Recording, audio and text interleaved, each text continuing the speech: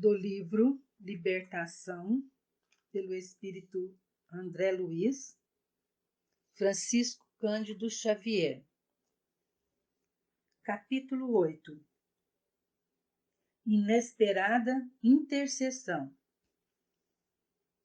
A sala em que fomos recebidos pelo sacerdote Gregório semelhava-se a estranho santuário, cuja luz interior se alimentava de tochas ardentes. Sentado em pequeno trono que lhe singularizava a figura no desagradável ambiente, a exótica personagem rodeava-se de mais de 100 entidades em atitude adorativa. 2 áulicos extravagantemente vestidos manejavam grandes turíbulos em cujo bojo se consumiam substâncias perfumadas de violentas emanações. Trajava ele uma túnica escarlate e nimbava-se de halo pardo escuro, cujos raios inquietantes e contundentes nos feriam a retina. Fixou em nós o olhar percussiente e inquiridor e estendeu-nos a destra, dando-nos a entender que podíamos aproximar. Fortemente empolgado, acompanhei Gúbio. Quem seria Gregório naquele recinto? Um chefe tirânico ou um ídolo vivo, saturado de misterioso poder? 12 criaturas, ladeando-lhe o dourado assento, ajoelhavam-se humildes, atentas às ordens que lhe emanassem da boca.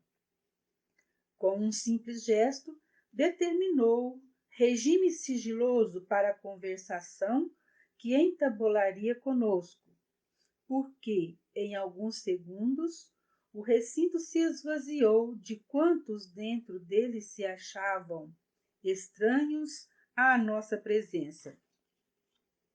Compreendi que cogitaríamos de grave assunto e fitei nosso orientador para copiar-lhe os movimentos. Gúbio, seguido por Eloy e por mim, a reduzida distância, acercou-se do anfitrião, que o contemplava de fisionomia rude, passando de minha parte a espreitar o esforço de nosso instrutor para contornar os obstáculos do momento, de modo a não classificar-se por mentiroso à face da própria consciência. Cumprimentou o Gregório, exibindo fingida complacência, e falou: Lembra-te de que sou juiz, mandatário do governo forte aqui estabelecido. Não deves, pois, faltar à verdade. Decorrida pequena pausa, acrescentou: Em nosso primeiro encontro, enunciaste um nome. Sim, respondeu Gúbio sereno, o de uma benfeitora. Repete-o, ordenou o sacerdote imperativo. Matilde. O semblante de Gregório fez-se sombrio e angustiado. Dir-se-ia recebera naquele instante tremenda punhalada invisível. Dissimulou, no entanto, dura impassibilidade e, com a firmeza de um administrador orgulhoso e torturado, inquiriu: Que tem de comum comigo semelhante criatura? Nosso orientador redarguiu sem afetação. Asseverou-nos querer-te com desvelado amor materno. Evidente engano, aduziu Gregório ferino. Minha mãe separou-se de mim há alguns séculos. Ao demais, ainda que me interessasse tal reencontro, estamos fundamentalmente divorciados um do outro. Ela serve ao cordeiro, eu sirvo aos dragões. Nota do autor espiritual.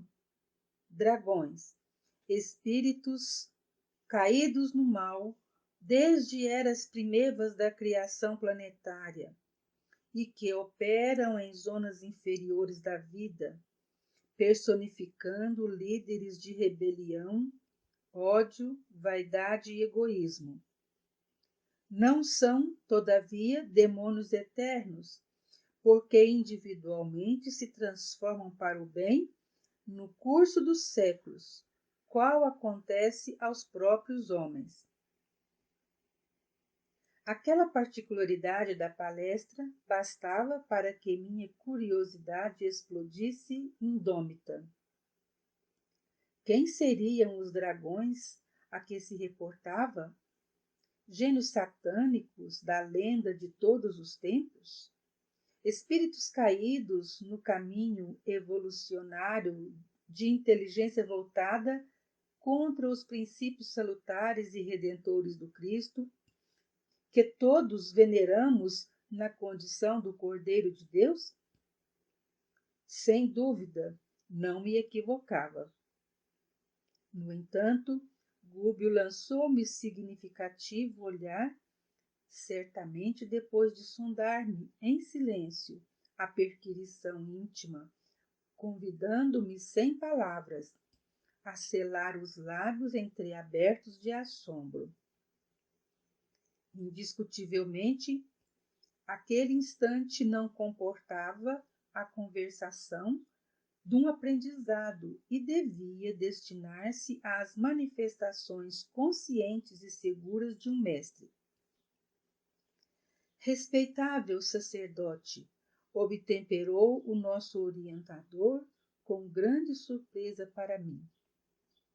Não te posso discutir os motivos pessoais.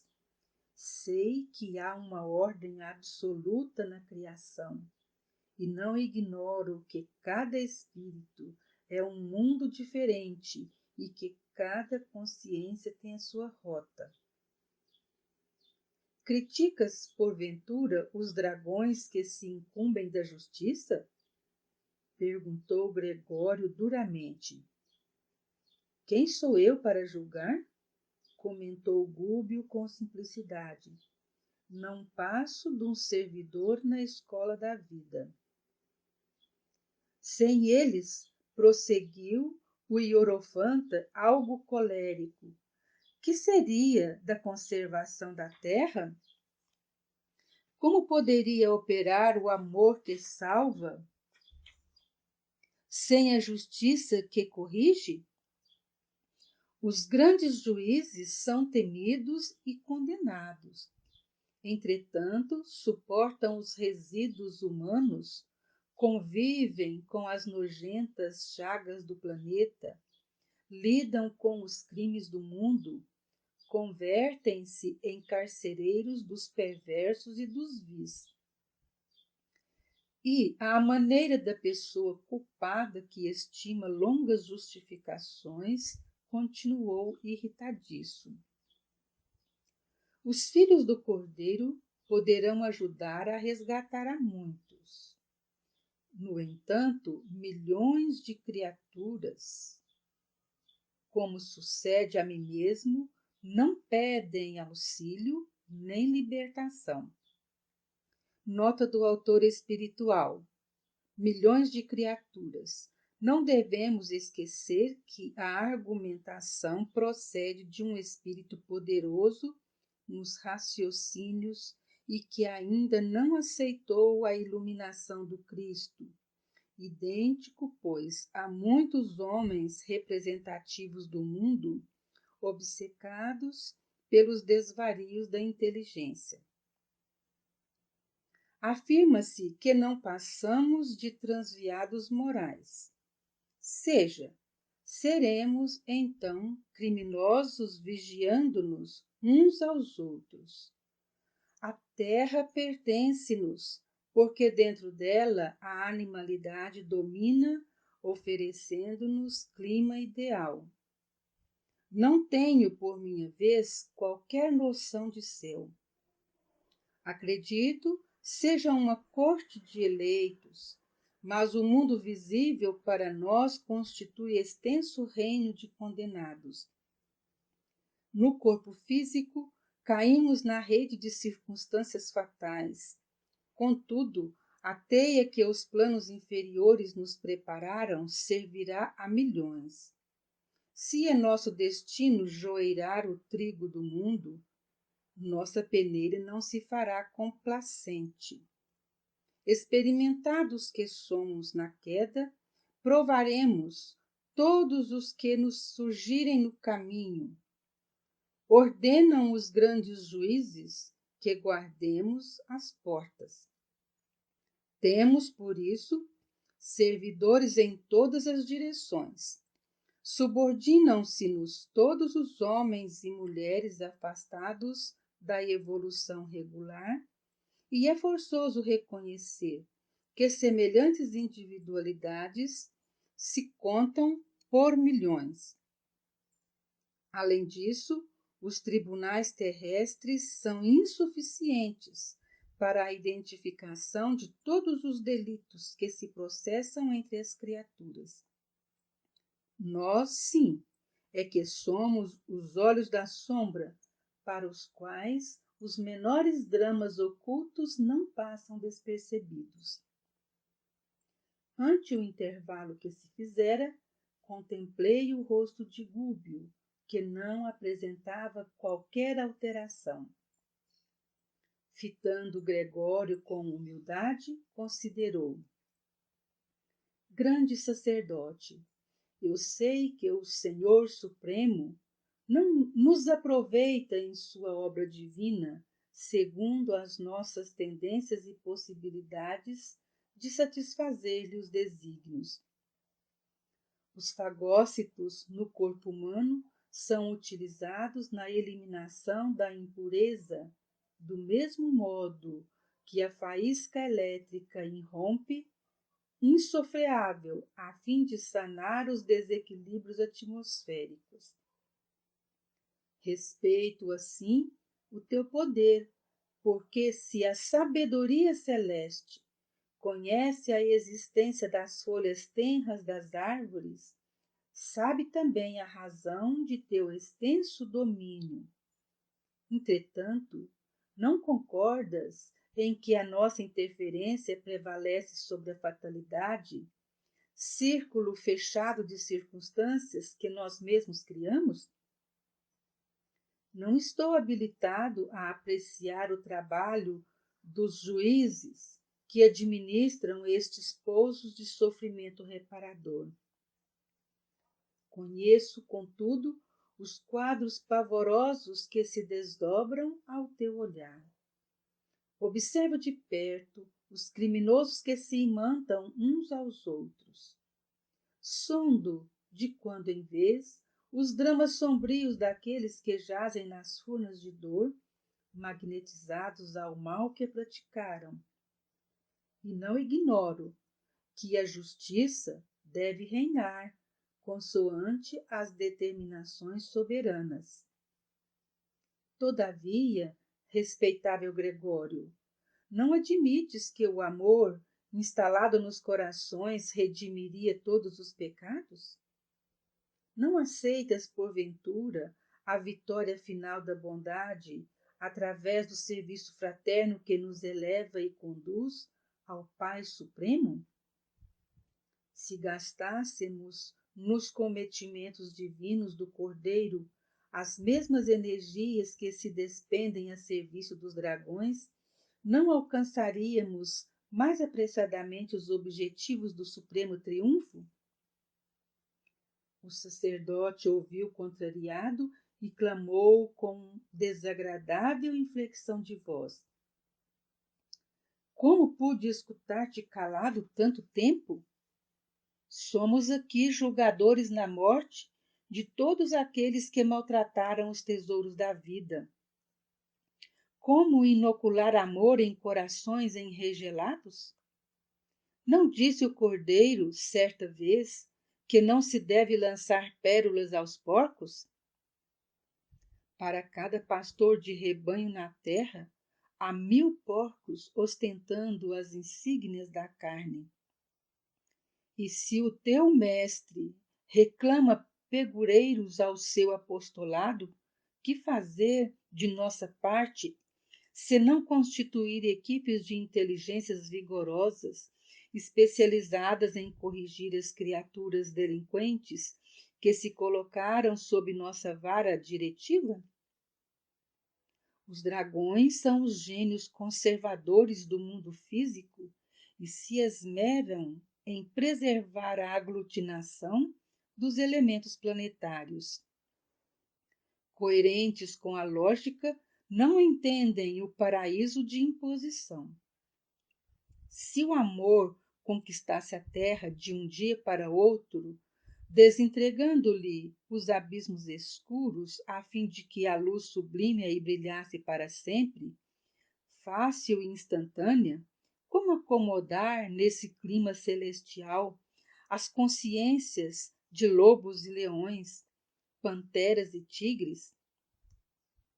Pela extrema analogia que ainda guardam com essas feras, almas essas que habitam formas humanas aos milhares de milhares?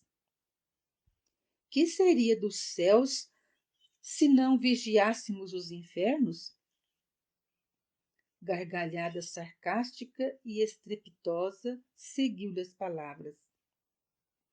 Gúbio, porém, não se perturbou. Com simplicidade, tornou a considerar. Ouso lembrar, todavia, que se nos lançássemos todos a socorrer os miseráveis, a miséria se extinguiria. Se educássemos os ignorantes, a treva não teria razão de ser.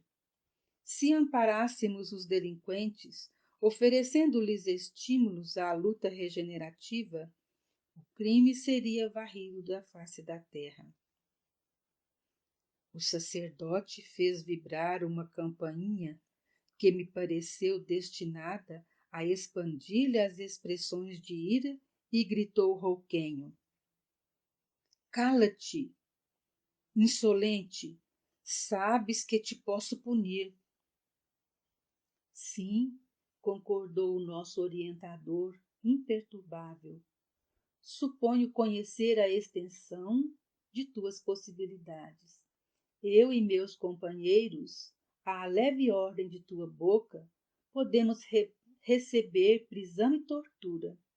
E se esta representa a vontade de teu coração, estamos prontos a recebê-las. Conhecíamos de antemão as possibilidades contra nós nesta aventura.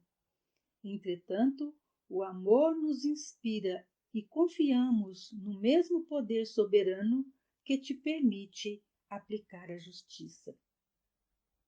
Gregório fitou Gúbio, assombrado, à vista de tamanha coragem, e, de certo, aproveitando este a transformação psicológica do momento, enunciou com firmeza serena. Declarou-nos Matilde, a nossa benfeitora, que a tua nobreza não se esvaiu e que as tuas elevadas qualidades de caráter permanecem invioladas, não obstante a direção diferente que imprimiste aos passos. Por isto mesmo, identificando-te o valor pessoal, chamo-te de respeitável nos apelos que te dirijo. A cólera do sacerdote pareceu amainar-se. Não acredito em tuas informações, acentuou contrariado, mas sê claro nas rogativas. Não disponho de tempo para falas inúteis. Venerável Gregório, pediu nosso instrutor humilde, serei breve. Ouve-me com tolerância e bondade. Não ignoras que tua mãe espiritual jamais se esqueceria de Margarida, ameaçada atualmente de loucura e morte, sem razão de ser. Escutando o informe, o hierofante modificou-se visivelmente, expressando na fisionomia inquietação indisfarçável. A estranha auréola que lhe revestia a fronte revelou tonalidades mais escuras. Dureza singular transpareceu-lhe nos olhos felinos e os lábios se lhe contraíram num rito de infinita amargura. Tive a ideia de que ele nos fulminaria se pudesse, mas conteve-se, imóvel, apesar da expressão agressiva e rude. Não desconheces que Matilde possui na tua companheira de outras eras uma pupila muito amada ao coração. As preces dessa torturada filha espiritual atingem-lhe a alma abnegada e luminosa. Gregório, Margarida empenha-se em viver no corpo faminta de redenção. Aspirações renovadoras banharam-lhe a meninice, e agora que o casamento em plena juventude lhe revigoriza as esperanças, deseja demorar-se no campo de luta benéfica, de modo a ressarcir o passado culposo. Certamente, fortes razões te obrigam a constrangê-la ao retorno, porque lhe armaste caprichoso caminho de morte. Não te reprovo, nem te acuso, pois nada sou. E ainda que o Senhor me conferisse algum alto encargo representativo, não me competiria julgar-te, senão depois de haver vivido a tua própria tragédia, experimentando as tuas próprias dores.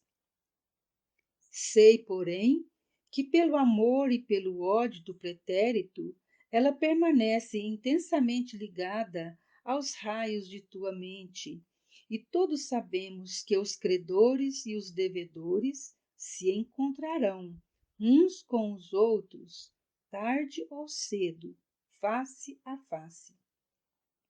Entretanto, a atual existência dela envolve largo serviço salvador. Desposou o antigo associado de luta evolutiva que te não é estranho ao coração e reinará maternalmente num lar em que devotados benfeitores organizarão formoso ministério de trabalho iluminativo. Espíritos amigos da verdade e do bem se preparam a receber-lhe a ternura materna, quais flores abençoadas pelo orvalho celeste em caminho de preciosa frutificação. Venho rogar-te, pois, seja suavizada a vindita cruel. Nossa alma, por mais impassível, modifica-se com as horas. O tempo tudo devasta e nos subtrai todos os patrimônios da inferioridade para que a obra de aperfeiçoamento permaneça. A matéria que nos serve às manifestações modifica-se com os dias. E por mais invencíveis que fossem os poderosos juízes aos quais obedeces, não ultrapassariam eles, de nenhum modo, a autoridade soberana do Todo Misericordioso, que lhes permite agir em nome da corrigenda, aperfeiçoando-lhes a tarefa ao bem comum. Pesados minutos de expectação e silêncio caíram sobre nós. Nosso instrutor, no entanto, longe de desanimar, retomou a palavra em voz súplice. Se ainda não consegues ouvir os recursos interpostos pela lei do Cordeiro Divino, que nos recomenda o amor recíproco e santificante, não te ensurdeças aos apelos do coração materno. Ajuda-nos a liberar Margarida, salvando-a da destrutiva perseguição. Não se faz imperioso o teu concurso pessoal. Bastar-nos-á a tua indiferença, a fim de que nos orientemos com a precisa liberdade. O hierofante riu-se contrafeito e acrescentou: Observo que conheces a justiça. Sim, concordou Gúbio melancólico. O anfitrião, contudo, falou sem rebuços. Quem lavra sentenças despreza a renúncia. Entre os que defendem a ordem, o perdão é desconhecido. Determinavam os legisladores da Bíblia que os arestos se baseassem no princípio da troca, olho por olho e dente por dente. E já que te mostras tão bem informado acerca de Margarida, poderás, em sã consciência, suprimir as razões que me compelem decretar-lhe a morte? Não discuto os motivos que te conduzem, exclamou nosso orientador entre aflito e entristecido. Todavia, ouso insistir na súplica fraterna. Auxilia-nos a conservar aquela existência valiosa e frutífera, ajudando-nos, quem sabe? Talvez pelos braços carinhosos da vítima de hoje poderias tu mesmo voltar ao banho lustral da experiência humana, renovando caminhos para glorioso futuro. Qualquer ideia de volta à carne me é intolerável, gritou Gregório contrafeito. Sabemos, grande sacerdote, continuou Gúbio muito calmo, que sem a tua permissão, em vista dos laços que Margarida criou com a tua mente, poderosa e ativa, ser-nos-á difícil qualquer atividade libertadora. Promete-nos independência de ação. Não te pedimos sustar a sentença, nem pretendemos inocentar Margarida. Quem assume compromissos diante das leis eternas é obrigado a encará-los de frente, agora ou mais tarde, para resgate justo. Rogar-te-emos, contudo, adiamento na execução de teus propósitos. Concede à tua devedora um intervalo benéfico, em homenagem aos desvelos de tua mãe, e possivelmente os dias se encarregarão de modificar este processo doloroso. Demonstrando expressão de surpresa em face da imprevista solicitação de adiamento, quando nós mesmos esperávamos que o orientador se impusesse, reclamando revogação definitiva, Gregório considerou menos contundente. Tenho necessidade do alimento psíquico que só a mente de Margarida pode me proporcionar. Perguntou Gúbio mais corajoso. E se reencontrasses o doce reconforto da ternura materna, sustentando-te a alma, até que Margarida te pudesse fornecer, redimida e feliz, o sublimado pão do espírito? O sacerdote levantou-se pela primeira vez e clamou: Não creio. E se propuséssemos semelhante bênção em troca de tua neutralidade ante o nosso esforço de salvação? Permitir-nos-ia agir concomitantemente com os servidores que te obedecem às ordens? Não os inclinarias contra nós e deixar-nos-ia ombrear com eles tentando a restauração? O tempo, dessa forma, daria o último retoque em tuas decisões. Gregório refletiu alguns instantes e redarguiu. É muito tarde. Por quê? Indagou nosso instrutor inquieto. O caso de Margarida, esclareceu o hierofante em tom significativo. Está definitivamente entregue a uma falange de 60 servidores de meu serviço, sob a chefia de duro perseguidor que lhe odeia a família. A solução cabal poderia ter sido alcançada em poucas horas, mas não desejo que ela me volte às mãos com a revolta de vítima em cuja fonte interior só me fosse possível recolher-lhe as águas turvas do desespero e do fel. Será torturada como me torturou em outra época. Padecerá humilhações sem nome e desejará a morte como valioso bem. Atingida a rendição pelo sofrimento dilacerante, a mente dela me receberá por benfeitor amoroso e providencial, envolvendo-me nas emissões de carinho que há muitos anos venho esperando. Seria infrutífera qualquer tentativa liberatória. Os raciocínios dela vão sendo conturbados pouco a pouco, e o trabalho de imantação para a morte estão quase terminados. O nosso dirigente, no entanto, não se deu por vencido e insistiu. E se nos confundíssemos com a tua falange, tentando o serviço a que nos propomos? Compareceríamos junto à enferma, como amigos teus, e se te desrespeitarmos a autoridade, procuraríamos a execução do programa que nos trouxe até aqui, testemunhando a humildade e o amor que o Cordeiro nos ensina. Gregório pensava, maduramente, em silêncio, mas Gúbio prosseguia com simplicidade e firmeza. Concede, dá-nos tua palavra de sacerdote. Lembra-te de que um dia, ainda que não creias, enfrentarás de novo o olhar de tua mãe.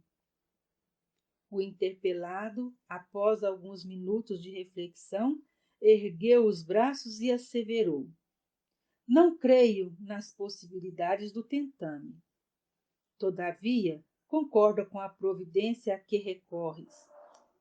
Não interferirei.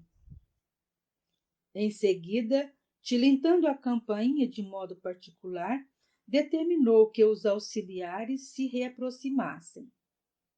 Como que, semi-vencido na batalha, que se empenhara com a própria consciência, invocou a presença de um certo Timão, que nos surgiu pela frente, surpreendendo-nos com seu semblante de carrasco.